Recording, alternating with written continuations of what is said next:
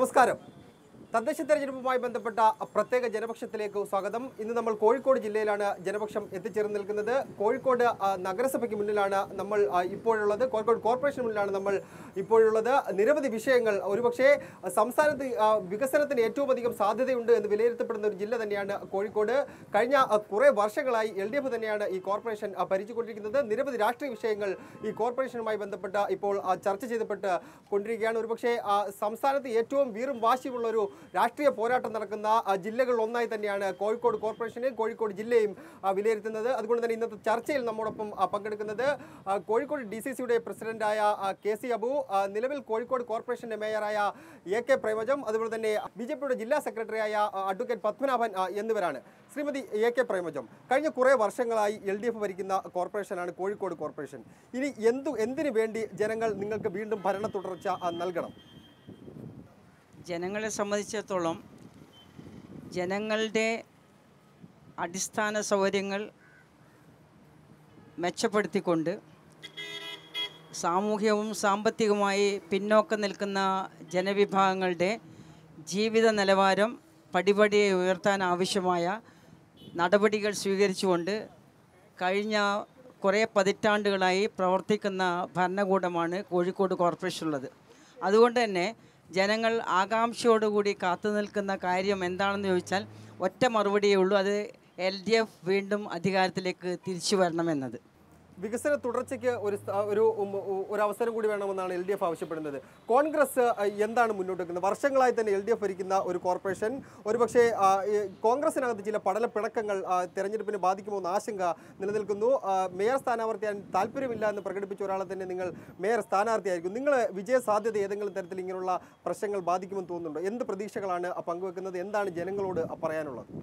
നീണ്ട 40 വർഷങ്ങൾ തുടർച്ചയായി ഭരിച്ചിട്ടും 3 തലമുറ, ഒരു വിവാഹം കഴിഞ്ഞാൽ 3 തലമുറ ഉണ്ടാകുവാനുള്ള സമയം ഈ നഗരസഭ ഭരിക്കുവാൻ അവസരം കിട്ടിയിട്ടും ഈ നഗരത്തിലെ ജനങ്ങൾ ആഗ്രഹിക്കുന്ന ഒരു പദ്ധതിയും നടപ്പിലാക്കുക, ജനങ്ങളുടെ സ്വപ്നങ്ങൾ നിറവേറ്റുവാൻ കഴിയാത്ത ഒരു ഭരണമാണ് ഈ നഗരസഭയിലുള്ളത്. ഉഴുതുമറിച്ച നിലം പോലുള്ള റോഡുകളാണ് നഗരത്തിലുള്ളത്. കുടിവെള്ളത്തിന് ഒരു നിവൃത്തിയുമില്ലാതെ പണ്ട് സാമൂതിരി രാജാവിൻ്റെ കാലത്ത് സാമൂതിരിയുടെ ദാനമെന്നൊക്കെ പറയാവുന്ന മാനഞ്ചിറ തന്നെയാണ് ഇന്നും നഗരവാസികൾ കുടിവെള്ളത്തിന് വേണ്ടി ആശ്രയിക്കുന്നത്. കുടിവെള്ളം കൊടുക്കുവാൻ കഴിയാത്ത ഒരു ഭരണകൂടം. സുരേഷ് ബാബുവിൻ്റെ സ്ഥാനാർത്ഥിത്വം അടക്കമുള്ള വിഷയങ്ങളിലേക്ക് നമുക്ക് വീണ്ടും വരേണ്ടിയിരിക്കുന്നു. എന്തായാലും BJP എന്താണ് മുന്നോട്ട് വെക്കുന്നത്? മോഡിയുടെ വികസന രാഷ്ട്രീയം തന്നെയാണോ? എല്ലാ തെരഞ്ഞെടുപ്പിലും നിങ്ങൾ വെക്കുന്നത് മോഡിയുടെ വികസന രാഷ്ട്രീയം കേരളത്തിലും കൊണ്ടുവരാൻ വേണ്ടി BJPക്ക് അവസരം വേണം. ഇത്തവണ തദ്ദേശ തെരഞ്ഞെടുപ്പിൽ കേരളത്തിലെ ജനങ്ങൾക്ക് മുന്നിൽ, ഒരുപക്ഷെ കോഴിക്കോട്ടെ ജനങ്ങൾക്ക് മുന്നിൽ നിങ്ങൾ വെക്കുന്ന രാഷ്ട്രീയം എന്താണ്? ഗുജറാത്തിലെ സൂറത്ത് നഗരം 1998 പ്ലേഗ് വന്നിട്ട് ആ സംഭവം ഇന്ത്യയും ലോകവും മുഴുവൻ ശ്രദ്ധിച്ച ഒരു സംഭവം നമുക്ക് ഓർമ്മയുണ്ടാവും. ഇന്ന് ഇന്ത്യയിലെ ഏറ്റവും വൃത്തിയുള്ള നഗരമായി സൂറത്ത് മാറിയിരിക്കുന്നു. അതാണ് BJPയുടെ വികസന പദ്ധതി. ഞാൻ ഓർക്കുകയാണ്, 1987 ഒക്ടോബർ മാസം മുതലാണ് ഞാൻ കോഴിക്കോട്ടേക്ക് വന്നു തുടങ്ങിയത്. 28 വർഷങ്ങൾക്ക് ശേഷം തിരിഞ്ഞു നോക്കുമ്പോൾ അന്നുള്ള സൗകര്യം ഇന്ന് കോഴിക്കോടില്ല. അന്നത്തേക്കാൾ മോശമാണ് കോഴിക്കോട്ടെ റോഡുകൾ, അന്നത്തേക്കാൾ മോശമാണ് തെരുവുവിളക്കുകളുടെ അവസ്ഥ. തെരുവ് നായ്ക്കളുടെ കാര്യം പറയേണ്ട ആവശ്യമില്ല, അതിനെ പേടിച്ചിട്ട് ഇവിടെ നടക്കാൻ വയ്യ. കുടിവെള്ളത്തിൻ്റെ സ്ഥിതി 28 വർഷങ്ങൾക്ക് മുമ്പുണ്ടായിരുന്ന അവസ്ഥയേക്കാൾ മോശമാണ്. കോഴിക്കോട്ടെ നഗരസഭ കോഴിക്കോട്ടെ ജനങ്ങൾക്ക് വേണ്ടി ഒന്നും ചെയ്യുന്നില്ല എന്നുള്ളതാണ്. വികസനം തന്നെയാണ് BJP മുന്നോട്ട് വെക്കുന്നത്. എന്തായാലും പൊതുജനങ്ങളുണ്ട്, ഇവിടെ 3 പാർട്ടിയുടെ ആൾക്കാരുണ്ട്, നിലവിലെ മേയറുണ്ട്, കോൺഗ്രസ് ഉണ്ട്, BJP ഉണ്ട്. നിങ്ങൾക്ക് തന്നെ ഇവരോട് ചോദിക്കാം, അവർ തന്നെ ഇത്രയും കാലം എന്ത് ചെയ്തു എന്നതിൻ്റെ മറുപടി പറയും. ആരോടാ ചോദ്യം? കോഴിക്കോട് മേയറോടാണ് ചോദ്യം. 40 വർഷമായിട്ട് കോഴിക്കോട് ജനങ്ങളുടെ മനസ്സറിഞ്ഞ് പ്രവർത്തിക്കാൻ സാധിക്കാത്തത് കൊണ്ടല്ലേ മേയറെ നിങ്ങൾ വിവിധ മൂലകളിൽ, കോഴിക്കോട് ജില്ലയുടെ വിവിധ കോണറുകളിൽ നിങ്ങൾ ബോക്സ് വെച്ചിട്ട് ഇനി എന്ത് വികസനമാണെന്ന് നിങ്ങൾ ജനങ്ങളോട് ചോദിക്കുന്നത്? കോഴിക്കോട് ജനങ്ങൾക്ക് നിങ്ങൾ നൽകിയിരിക്കുന്നത്, ഈ മേയറാണെങ്കിൽ പോലും 2 വിജിലൻസ് കേസിലെ പ്രതിയാണ്. ഡെപ്യൂട്ടി മേയറുടെ പേരിൽ 7 വിജിലൻസ് കേസിലെ പ്രതി, അതിൽ 4 എണ്ണം ശിക്ഷിച്ചിട്ടുണ്ട്. ഹൈക്കോടതിയിൽ സ്റ്റേ വാങ്ങിയിരിക്കുക. മേയർ, പ്രധാനപ്പെട്ട ഒരു ചോദ്യം തന്നെയാണ്. കാരണം കഴിഞ്ഞ തവണ ഉണ്ടായിരുന്നതിൽ 7 കൗൺസിലർമാരെ മാത്രമാണ് ഇത്തവണ മത്സരിപ്പിക്കാൻ ഇടതുമുന്നണി തയ്യാറായത്. എന്തുകൊണ്ട് ഇത്രയും പേരെ മാറ്റി നിർത്തുന്നു? ഇതുമായി ബന്ധപ്പെട്ട് വിജിലൻസ് കേസ് ഉൾപ്പെടെയുള്ള ആരോപണങ്ങൾക്ക് മറുപടി. ഞങ്ങൾ തികച്ചും ജനാധിപത്യപരമായ സംവിധാനത്തിൽ വിശ്വസിക്കുന്നവരായതുകൊണ്ട് തന്നെ കൂടുതൽ വ്യക്തികൾക്ക് പ്രാതിനിധ്യം നൽകുന്ന രീതിയിലുള്ള തെരഞ്ഞെടുപ്പ് സ്ഥാനാർത്ഥികളുടെ കാര്യത്തിലെടുത്തത്. മറ്റൊന്ന്, ശ്രീ KC അബു എൻ്റെ ഒരു പൂർവ്വ വിദ്യാർത്ഥി കൂടിയാണ്. പക്ഷേ എനിക്ക് കേട്ടപ്പോൾ തോന്നി പഠിച്ച പാഠങ്ങളൊക്കെ അബു മറന്നു കഴിഞ്ഞു എന്ന്. എൻ്റെ പേരിൽ ഒരു അഴിമതി ഉണ്ടെങ്കിൽ ഞാൻ ചാലഞ്ച് ചെയ്യുന്നത്, ഞാൻ കോടതിയിൽ പോകും മാനനഷ്ടത്തിന്. പണ്ട് 2 വിജിലൻസ് കേസ് മേയറുടെ പേരിൽ രജിസ്റ്റർ ചെയ്തിരിക്കുന്നത്. അത് നിങ്ങൾക്ക് കിട്ടിയ കമ്മ്യൂണിക്കേഷൻ പ്രകാരമായിരിക്കും. എനിക്കൊരു കമ്മ്യൂണിക്കേഷൻ ആ വകയിൽ കിട്ടിയിട്ടില്ല. കേരളം ദൈവത്തിൻ്റെ സ്വന്തം നാടാണ്. കോഴിക്കോട് നന്മയുടെ നഗരമാണ്. എല്ലാ മതസ്ഥരും ഒരുപോലെ ജീവിക്കുന്ന സൗഹാർദ്ദമുള്ള നാടാണ്. ഇവിടെ MM ബഷീർ എന്ന് പറയുന്ന എഴുത്തുകാരനെ പേടിപ്പിച്ച് കൊലപ്പെടുത്തും എന്നുള്ള സ്ഥിതിയുണ്ടായി. മറ്റ് സംസ്ഥാനങ്ങളിലും ജില്ലകളിലുള്ളതുപോലെ വർഗീയമായി ചേരിതിരിവ് കോഴിക്കോടും ഉണ്ടാകുന്നുണ്ട്. നമ്മുടെ നാടിൻ്റെ നന്മയെ സംരക്ഷിക്കാൻ 3 രാഷ്ട്രീയ പ്രസ്ഥാനങ്ങളും എന്താണ് ചെയ്യാൻ വേണ്ടി പോകുന്നത്? കോഴിക്കോട് നഗരത്തിനാണ് ഏറ്റവും കൂടുതൽ നല്ല ഭക്ഷണങ്ങൾ കിട്ടുന്നത്. ആ ഭക്ഷണത്തിന്റെ പേരിൽ പോലും മത വർഗീയവാദം ഉണ്ടാകുമ്പോൾ നന്മയുടെ നഗരത്തിന് നാം എങ്ങനെ കാത്തിരിക്കും? അതിന് BJP തന്നെയാണ് മറുപടി പറയേണ്ടത്. ബീഫ് ഫെസ്റ്റ് ഉൾപ്പെടെയുള്ള വിഷയങ്ങളിൽ BJP അസഹിഷ്ണുത പ്രകടിപ്പിക്കുന്നത് എന്തുകൊണ്ടാണ്? എന്ത് ആഹാരം കഴിക്കണമെന്ന് തീരുമാനിക്കുന്നത് BJP ആണോ വിശ്വ ഹിന്ദു പരിഷത്താണോ? ഭക്ഷണവുമായി ബന്ധപ്പെട്ട് കേരളത്തിൽ യാതൊരു വിധത്തിലുള്ള വിവാദത്തിനും ഒരാവശ്യമില്ല. ഒരു തരത്തിലുള്ള നിരോധനമോ നിയമങ്ങളോ കേരളത്തിലില്ല. പിന്നെ അന്യ സംസ്ഥാനങ്ങൾ നടക്കുന്ന കാര്യമാണ് ചർച്ച ചെയ്യേണ്ടെങ്കിൽ നമുക്ക് ആ വിഷയം ചർച്ച ചെയ്യാം. ഒരുപാട് കാര്യങ്ങൾ ചർച്ച ചെയ്യാറുണ്ട്. 34 കൊല്ലം കമ്മ്യൂണിസ്റ്റ് പാർട്ടി ഭരിച്ച ബംഗാളിൽ നിന്നും ചെറുപ്പക്കാർ കോഴിക്കോട്ടെ ഹോട്ടലിൽ വന്നിട്ട് മൈദ കുഴച്ച് പൊറാട്ട അടിക്കുക ജീവിക്കാൻ വേണ്ടി. എന്താ നിങ്ങൾക്ക് പറയാനുള്ളത്? 34 വർഷം കമ്മ്യൂണിസ്റ്റ് പാർട്ടി ഭരിച്ച ബംഗാളിൽ നിന്നും ഇവിടെ കൺസ്ട്രക്ഷൻ വർക്കിനും ഇവിടെ ഹോട്ടലിലും വരികയാണ്. എന്താ പറയാനുള്ളത്? കേരളവർമ്മയിൽ നടന്ന സംഭവങ്ങളെ BJP ABVP ഉൾപ്പെടെയുള്ള സംഘടനകളിലെ പ്രവർത്തകരാണ് അവിടെ അസഹിഷ്ണുത പ്രകടിപ്പിച്ചത്. പത്രത്തിൽ ഫോട്ടോ കണ്ടില്ലേ? ഒരു നിലത്തിട്ട് ഒരു ABVP പ്രവർത്തകനെ SFIക്കാർ വളഞ്ഞടിക്കുന്നത് പത്രത്തിൽ ഫോട്ടോ വന്നില്ലേ? ഒരു പ്രവർത്തകനെ ഒരാളെ 10 ആള് ചേർന്ന് വധിക്കുക, 10 ആള് ചേർന്ന് വെട്ടിക്കൊല്ലുക, ഇതൊക്കെയല്ലേ പരിപാടി? ഒരാളെ 51 വെട്ടിവെക്കുക. എവിടെയാ ഈ പാർട്ടി ഉള്ളത്? കൊയിലാണ്ടി താലൂക്കിന്റെ വലുപ്പമുള്ള ത്രിപുരയിലും കേരളത്തിലെ കുറെ പഞ്ചായത്തിലെ ഈ പാർട്ടി ഉള്ളൂ. മേയർ മറുപടി പറയട്ടെ. റിപ്പോർട്ടർ ചാനൽ വിളിച്ചോണ്ടാ ഞാൻ മേയർ മറുപടി പറയൂ. ഇല്ല മേയർക്ക് മറുപടി. ഇതുവരെ എല്ലാ കോർപ്പറേഷനും ഉള്ളതുപോലെ കോഴിക്കോട് കോർപ്പറേഷന് മാത്രം ഒരു പ്രത്യേക ഒരു വികസനത്തിന് വേണ്ടി ടൗൺ പ്ലാനിങ് അതുപോലുള്ള മുൻകൂട്ടിയുള്ള പ്ലാനിങ് ഇല്ലാത്തത് എന്തുകൊണ്ടാണെന്ന് വിശദമായി പറഞ്ഞു തന്നാൽ ഒരു ഉപകാരമായിരുന്നു. കോഴിക്കോട് നഗരത്തിൽ കുടിവെള്ളം ലഭിക്കാത്തത്, ലൈറ്റ് കൃത്യമായിട്ട് കത്താത്ത ഇത്തരം കാര്യങ്ങളൊക്കെ തന്നെ കോഴിക്കോട് കോർപ്പറേഷൻ്റെയും മേയറുടെയും ഇടതുപക്ഷ ജനാധിപത്യ മുന്നണിയുടെ ഭരണസമിതിയുടെയും തലയിൽ കെട്ടിവെക്കാൻ ശ്രമിക്കേണ്ട. കാരണം കുടിവെള്ള അല്ലെങ്കിൽ സാധാരണക്കാരായ ജനങ്ങൾക്ക് ആവശ്യമായ വെള്ളം നൽകാനുള്ള സംവിധാനം സംസ്ഥാന സർക്കാരിൻ്റെ, കേരള വാട്ടർ അതോറിറ്റി ഭരിക്കുന്നത് കോഴിക്കോട് കോർപ്പറേഷനിലെ, നേരെ മറിച്ച് ശ്രീ ഉമ്മൻചാണ്ടി ഭരിക്കുന്ന സംസ്ഥാന സർക്കാരാണ്. സാധാരണഗതിയിൽ റോഡ് എന്ന് പറയുമ്പം എല്ലാവരും വിചാരിക്കുന്നത് കോഴിക്കോട് കോർപ്പറേഷൻ റോഡാണെന്നാണ്. പക്ഷേ ഇവിടെ 3 തരം റോഡുണ്ട്. ഒന്ന് നാഷണൽ ഹൈവേ റോഡ്, അത് നമ്മുടെ മോദി സർക്കാരിൻ്റെ കാര്യമാണ്. പിന്നെ മറ്റുള്ള PWD റോഡ് എന്ന് പറഞ്ഞാൽ അബുവിൻ്റെ സംസ്ഥാന സർക്കാർ. ഒരു മിനിറ്റ് ഞാൻ പറയട്ടെ, ഞാൻ അധ്യാപികയാണ്. ഞാൻ അച്ചടക്കത്തോട് അബു പറയുമ്പം പോലും ഞാൻ കാത്തിരുന്ന വ്യക്തിയാണ്. പിന്നെ എൻ്റെ ശിഷ്യൻ ഇങ്ങനെ മോശമായി പെരുമാറുന്ന എനിക്ക് തന്നെ ദോഷമാണെന്നുള്ളതുകൊണ്ട് ഞാൻ അധികം പറയുന്നില്ല കേട്ടാ. അച്ചടക്കത്തോടുകൂടി പെരുമാറുന്ന പഠിപ്പിച്ച, പക്ഷെ അത് ഇല്ലാത്തൊരു സംവിധാനത്തിൽ അബു പെട്ടുപോയി. ഈ കോഴിക്കോട് മാസ്റ്റർ പ്ലാൻ ഉണ്ടാക്കുന്നതുമായി ബന്ധപ്പെട്ട് കോഴിക്കോട് ഒരുപാട് ആർക്കിടെക്റ്റുകളും അതുപോലുള്ള വിദഗ്ധരുമുള്ള സമയത്ത് എറണാകുളത്തുള്ള ഒരു എലിസബത്ത് എന്ന് പറയുന്ന ഒരു ആർക്കിടെക്റ്റിനെ ഏൽപ്പിക്കുകയും അവർ ഈ വിഷയം ഒന്നും കോഴിക്കോട് എന്താണെന്ന് അറിയാത്ത എലിസബത്ത് കോഴിക്കോട് വന്ന് കോഴിക്കോടുള്ള എല്ലാ ആർക്കിടെക്റ്റുകളോടും അന്വേഷിച്ച് ഇവിടുത്തെ എന്താണ് നടത്തേണ്ടതെന്ന് ചോദിക്കുന്ന ഒരവസ്ഥ ഉണ്ടാക്കി വെച്ചത് അഴിമതി നടത്താൻ വേണ്ടി മാത്രമല്ല. അതെ മറുപടി. കോഴിക്കോട് ഈ ഭരണസമിതിൻ്റെ കാലത്ത് അങ്ങനെ ഏതെങ്കിലും ഒരു ആർക്കിടെക്റ്റെ കൊണ്ടുവന്ന് മാസ്റ്റർ പ്ലാന് തയ്യാറാക്കാനൊന്നും എൻ്റെ അറിവിൽ ചെയ്തിട്ടില്ല. ഇനി നിങ്ങളാരെങ്കിലും അറിയാതെ ചെയ്തിട്ടൊന്നും എനിക്കറിയില്ല. മാസ്റ്റർ പ്ലാൻ തയ്യാറാക്കുന്നത് Kozhikode Kozhikode corporation master plan ഇല്ല. പറയട്ടെ മറുപടി പറഞ്ഞോളൂ മറുപടി പറയട്ടെ മറുപടി പറയട്ടെ മേയർ മറുപടി പറയട്ടെ മേയർ മറുപടി പറഞ്ഞോളൂ പറയട്ടെ മറുപടി പറയട്ടെ മേയർ മറുപടി പറയട്ടെ റിപ്പോർട്ടർ ചാനൽ വിളിച്ചോണ്ടാ ഞാൻ മേയർ മറുപടി പറയൂ. ഇല്ല മേയർക്ക് മറുപടി പറയാം. എനിക്ക് പറയട്ടെ കേരള സംസ്ഥാന സർക്കാരിന്റെ ഒരു സംവിധാനമുണ്ട് മാസ്റ്റർ പ്ലാൻ ഉണ്ടാക്കാൻ. ഏതെങ്കിലും ആർക്കിടെക്റ്റിനെ വിളിച്ചിട്ടല്ല അത് ചെയ്യേണ്ടത്. യഥാർത്ഥത്തിൽ ചെയ്യേണ്ടത് റീജിയണൽ ടൗൺ പ്ലാനർ ഉണ്ട് ഇവിടെ, പേര് വേണേൽ ഞാൻ പറയാം, ശ്രീ മാലിക്. ആ മാലിക് ആയി ചേർന്ന് കോഴിക്കോട് കോർപ്പറേഷൻ പലതവണ ചർച്ച ചെയ്ത് കമ്മിറ്റി കൂടി ടൗൺ പ്ലാനിങ്ങിൻ്റെ ഒരു മാസ്റ്റർ പ്ലാൻ തയ്യാറാക്കി. അതിൻ്റെ കറൻറ്റ് പൊസിഷൻ വെച്ചാൽ ഡ്രാഫ്റ്റ് പ്രപ്പോസൽ കേരള സംസ്ഥാന സർക്കാരിൻ്റെ കയ്യിലാണ് ഉള്ളത്. അംഗീകാരമുള്ള NM സലീം, അതുപോലെ ജോസ് രമേശ് ബാബു, ഒരുപാട് മിടുക്കന്മാരായ ആർക്കിടെക്റ്റുകളുണ്ട്.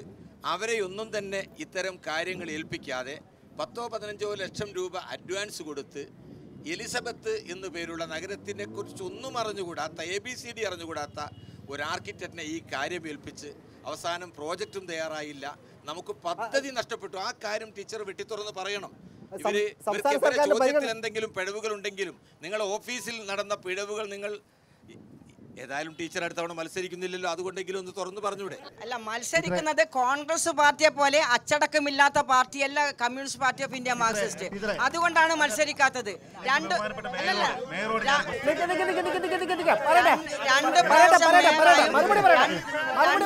MP ആയി സ്ഥാനം തന്ന പാർട്ടിയിൽ പിന്നെ ഞാൻ നിങ്ങളെ പോലെ കച്ചവടം ഇറങ്ങിയിട്ട് സ്ഥാനാർത്ഥിയായി മാറാനല്ല എന്നെ പഠിപ്പിച്ച അച്ചടക്കം.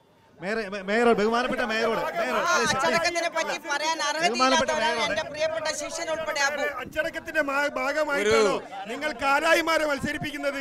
നിങ്ങൾ CPM-ന്റെ എന്താ ജില്ലാ സെക്രട്ടറി ആക്കിയത്? ഞാൻ ആളെ വ്യക്തിയുടെ പേരെടുത്ത് പറയുന്നില്ല. ഇതെല്ലാം അച്ചടക്കത്തിന്റെ ഭാഗമാണ്. ഞാൻ ചോദിക്കട്ടെ, ഒരു വ്യക്തിയെ കൊലപാതകിയെന്ന് വിളിച്ചുകൊണ്ട് ആ വ്യക്തി കൊലപാതകിയാവുന്നുണ്ടോ? നിയമപരമായിട്ട് നടപടി സ്വീകരിച്ച് ഒരു കോടതിയിൽ വിധിക്കപ്പെട്ടാൽ മാത്രമേ ഒരു വ്യക്തി കൊലപാതകയോ കള്ളനോ ആയി മാറുന്നുള്ളൂ. അല്ലാതെ ചിലരുടെ മനസ്സിൽ കൊലപാതകം എന്നൊക്കെ ചിന്തിച്ചുകൊണ്ട് മാത്രം ഒരു വ്യക്തിയും കൊലപാതകയാവുന്നില്ല. കേരളത്തിനകത്ത് യുവജനങ്ങൾക്ക് യൂത്ത് കോൺഗ്രസ്സുകാർക്ക് സീറ്റ് കൊടുക്കാത്തതുകൊണ്ട് കുറേ യൂത്ത് കോൺഗ്രസിന് നേതാക്കന്മാർ ഷർട്ട് ഊരി പോയിട്ടുണ്ട്. അവരൊക്കെ സ്ഥാനാർത്ഥികളായിട്ടുണ്ടോ? സുരേഷ് ബാബു ഇവിടെ മത്സരിക്കുന്നില്ല എന്ന് പിൻവലിഞ്ഞ ആളാണ്. അദ്ദേഹത്തെ എന്തുകൊണ്ട് സ്ഥാനാർത്ഥിയാക്കി? മറുപടി പറയട്ടെ.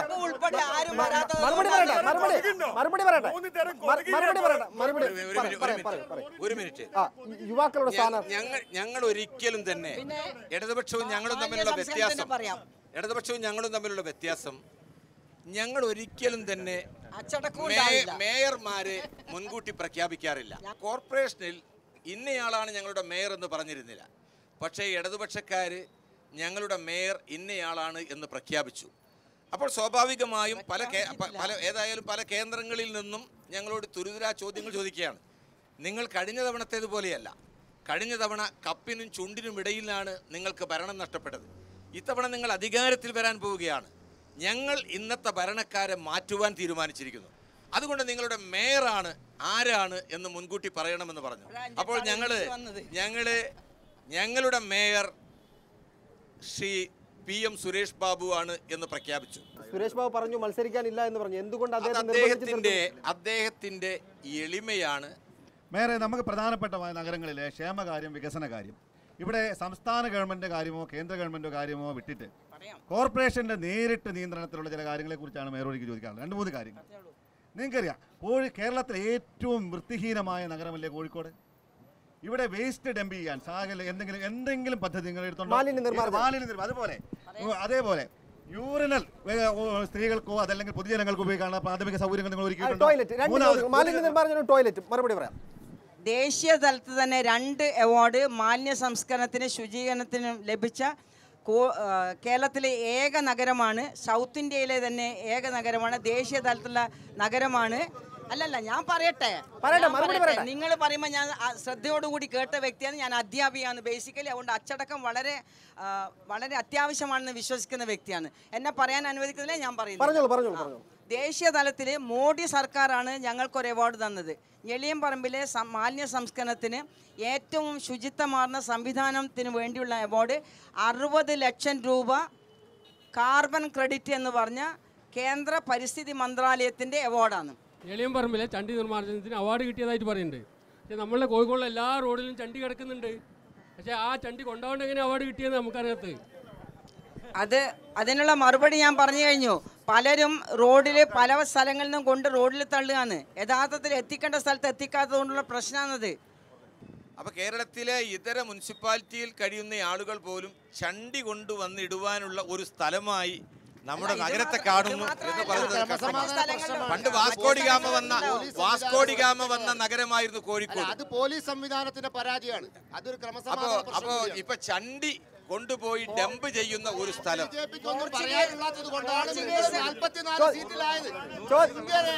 ഒരു പ്രതിപക്ഷ നേതാവിന്റെ സ്ഥാനം പോലും ഇല്ലല്ലോ. ഒരു പ്രതിപക്ഷ നേതാവിന്റെ സ്ഥാനം പോലും. എന്റെ ബഹുമാന്യനായ BJP പ്രതിനിധിയോട് എനിക്ക് പറയാനുള്ളത്, കോൺഗ്രസിന് 44 സീറ്റായി എന്ന് ഞങ്ങൾ സംവദിക്കുന്നു. പക്ഷെ BJPക്ക് പണ്ട് നാം 2 നമുക്ക് 2 എന്ന കുടുംബാസൂത്രണ മുദ്രാവാക്യം വിളിച്ച് 2 പേർ പാർലമെന്റിൽ ഇരുന്ന കാലം മറക്കരുത്. ഞങ്ങൾ നടത്തിയ ജനസേവനം കൊണ്ടും ക്ഷേമ പദ്ധതികൾ കൊണ്ടും പ്രവർത്തനം കൊണ്ടും ഞങ്ങൾ 30 വർഷത്തിന് ശേഷം ഇന്ത്യയിൽ ആദ്യമായി ഭൂരിപക്ഷം കിട്ടിയില്ലേ? 1984 ശേഷം ഒരു പാർട്ടിക്ക് കേവല ഭൂരിപക്ഷം കിട്ടിയത് ഇപ്പോഴല്ലേ? അതെന്താ നിങ്ങൾ പറയാത്തത്? 30 വർഷങ്ങൾക്ക് ശേഷമാണ് ഇന്ത്യ രാജ്യത്ത് ഒരു പാർട്ടിക്ക് കേവല ഭൂരിപക്ഷം കിട്ടിയത്. ചോദ്യം ചോദിച്ചാൽ ഉത്തരം പറയട്ടെ.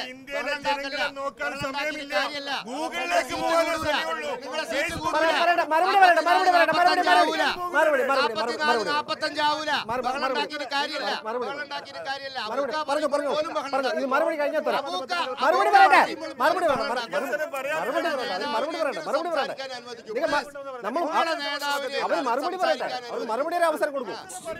മറുപടി പറയട്ടെ, അവർക്ക് അവസരം കൊടുക്കും.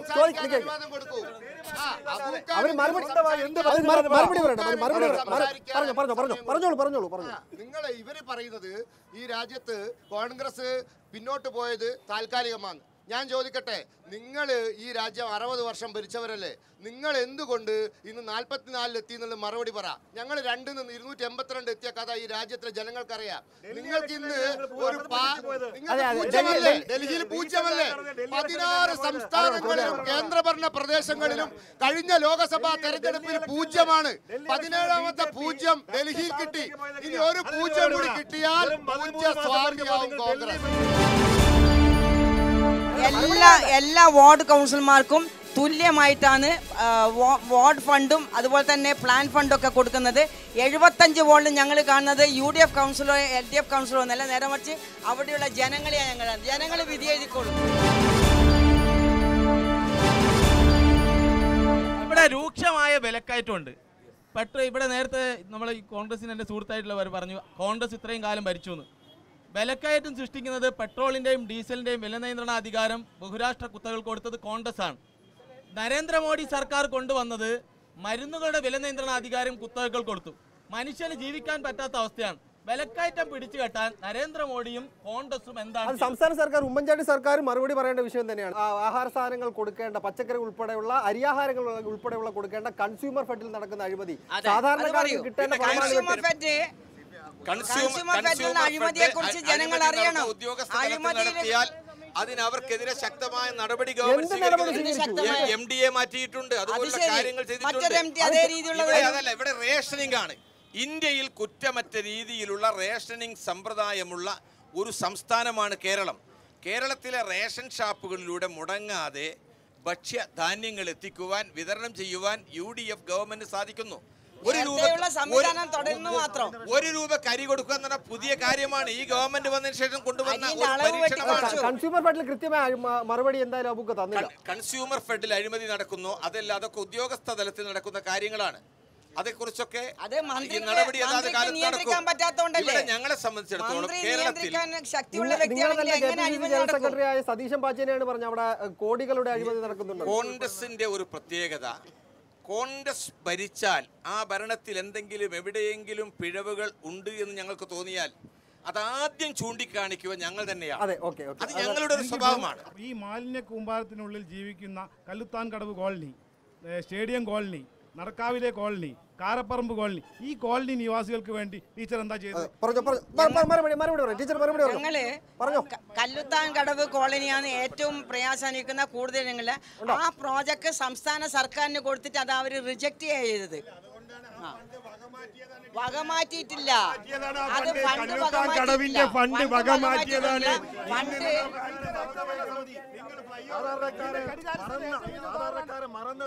ടീച്ചർ മറുപടി പറഞ്ഞു കഴിയട്ടെ. പറഞ്ഞു ടീച്ചർ പറഞ്ഞു കഴിഞ്ഞു. അല്ല, അത് ആ പ്രോജക്റ്റ്, ഇത്തരം പ്രോജക്റ്റുകളൊക്കെ തന്നെ സംസ്ഥാന സർക്കാരിന്റെ അംഗീകാരം വാങ്ങിച്ചതിന് ശേഷമേ നമുക്ക് നടപ്പിലാക്കാൻ സാധിക്കൂ.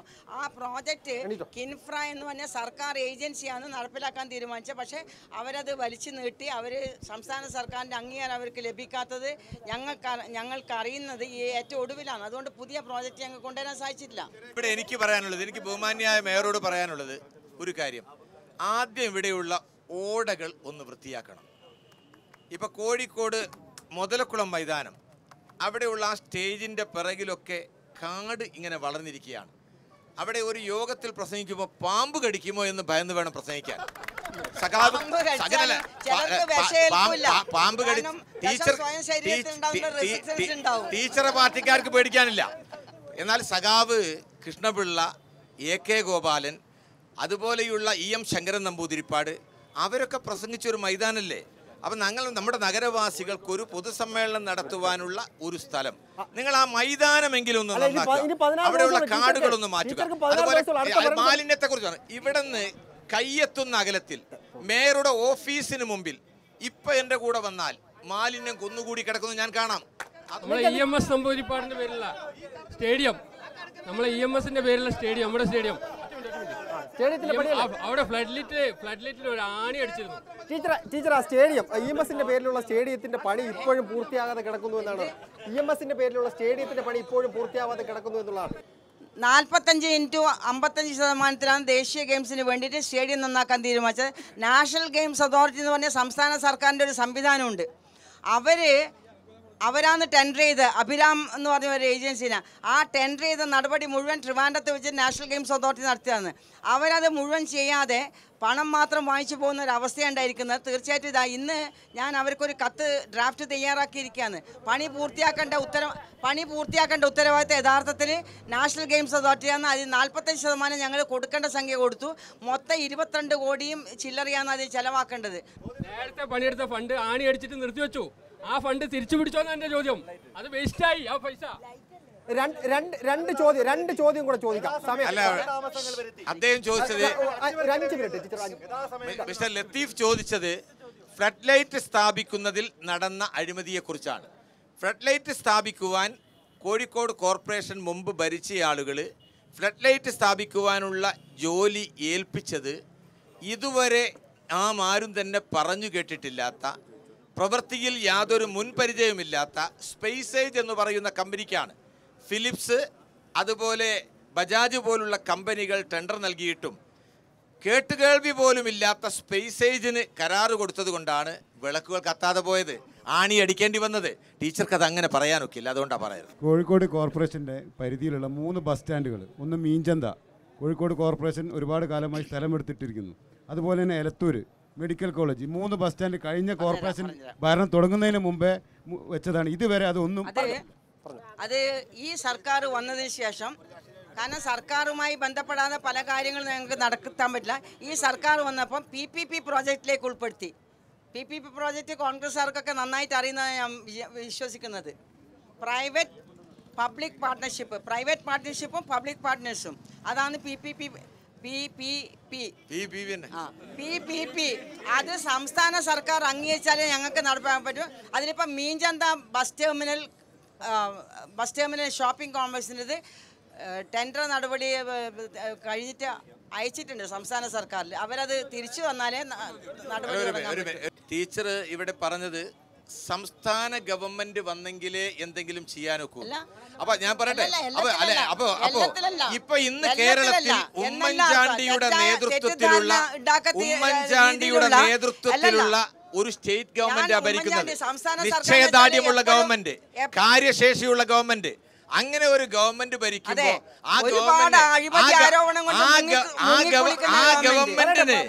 ആ ഗവൺമെന്റിന് അനുകൂലമായി നിൽക്കുന്ന, കൈ ചേർത്ത് പിടിക്കാൻ തയ്യാറുള്ള ഒരു കോർപ്പറേഷൻ വരുന്നതാണ് നല്ലത്. എന്റെ മാന്യത കൊണ്ട് ഇതിന് അങ്ങനെ മറുപടി പറയുന്നില്ല. കാരണം ഒരുപാട് അഴിമതിയിൽ മുങ്ങിക്കുളിക്കുന്ന ഉമ്മൻചാണ്ടി തലയിൽ തോർത്ത് മുണ്ടിട്ട് നടക്കേണ്ട ഒരു ഭാഗത്തിലെത്തിയിരിക്കാന്ന്. അവരാണ് നിലവിലുള്ള സംസ്ഥാന സർക്കാർ എന്ന നിലയിൽ PPP പ്രോജക്ട് അംഗീകാരം തരുന്നത്. ഒരു പഞ്ചായത്ത് കോർപ്പറേഷനിൽ ലയിപ്പിച്ചു, അവിടുന്ന് ഒരുപാട് പൈസകളും വാങ്ങി കൊണ്ടുവന്നിട്ടുണ്ട്. ഒരു മിനിറ്റ്, ആ കോർപ്പറേഷനിൽ ആ പഞ്ചായത്തിൽ എന്ത് വികസനം നിങ്ങൾ നടത്തിയത്? പഞ്ചായത്തിൽ ഇഷ്ടം പോലെ വികസനം നടത്തിയിട്ട് നിങ്ങൾ എല്ലാ വാർഡ് കൗൺസിലർമാർക്കും തുല്യമായിട്ടാണ് വാർഡ് ഫണ്ടും അതുപോലെ തന്നെ പ്ലാൻ ഫണ്ടും ഒക്കെ കൊടുക്കുന്നത്. 75 വാർഡിൽ ഞങ്ങൾ കാണുന്നത് UDF കൗൺസിലോ LDF കൗൺസിലോ എന്നല്ല, നേരെ മറിച്ച് അവിടെയുള്ള ജനങ്ങളെയാണ്. ജനങ്ങൾ വിധി എഴുതിക്കോളും. ഇന്നത്തെ ജനപക്ഷം നമുക്കിവിടെ അവസാനിപ്പിക്കേണ്ടിയിരിക്കുന്നു. വാശിയേറിയ ഒരു തെരഞ്ഞെടുപ്പ് തന്നെയായിരിക്കും കോഴിക്കോട് നടക്കുന്നത് നമുക്ക് ചർച്ചയിലൂടെ മനസ്സിലാക്കാൻ കഴിയുന്നത്. എന്തായാലും മറ്റൊരു ജില്ലയിൽ നമുക്ക് അടുത്ത ജനപക്ഷവുമായി കാണാം.